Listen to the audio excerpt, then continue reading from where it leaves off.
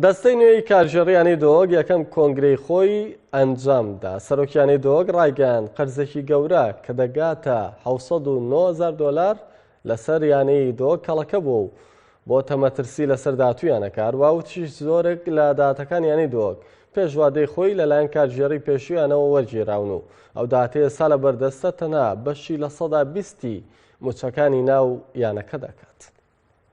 قرن سریانا دهوک به دیناری که از بیشم 5,694,756,000 دینارن، به دلاری جی $709,000 سر و بعد بیتن 6 میلیارد و نیو بورن قرید میانا دهوکن.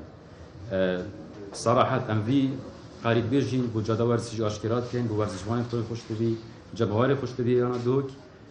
نه کارگیری پیش مبتنی بودند. بیتن او کارگیری پیش ما نسبت 20-25 افقاره کردن. اول پتریا و پرانیا و 75 ین بری سال 2014. که پراستی اگر او بابتن هیتا چاره سر کردن، او گله که خطر است یانا دهوک. یانا دهوک نابکه گران و پراستی مالک ویرانه. دهاتت بیانا دهوکت این. تنه کمالگه ها که پزشکی اول بره که دهات اکتر سالانه مرگیرین.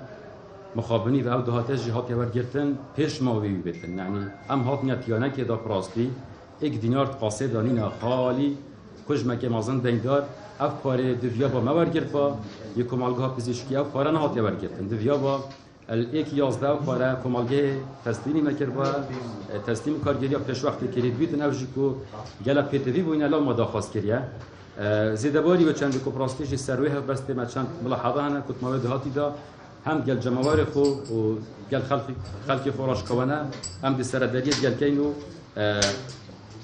فرقا گفتگوی اگر چاره سر نبود نبشارین پناه بود دادگاه بیایی. زیدباری و چند کو دهات که کم پارزگاه دهوک تن 22 میلیون سپاسی جیبه ولی او جهاتی ورگرتن ماگی چوی برجکت مافیانه دایا پاره برج جهاتی ورگرتن کو اف پاره تعبیه 20-25 راتبت معنا کردن